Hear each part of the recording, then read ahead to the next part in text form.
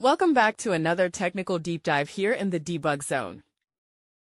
Today, we're tackling a big question and breaking it down with insights from other users.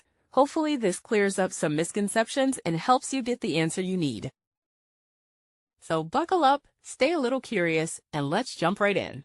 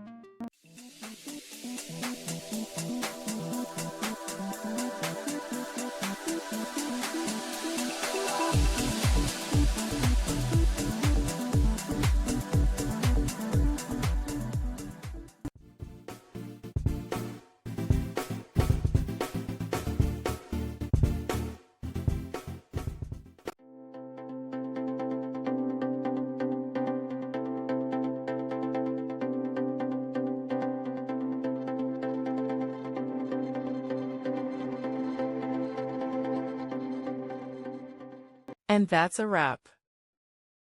I hope you found the answer you were looking for. If you did, take a second to hit that subscribe button. It really helps out.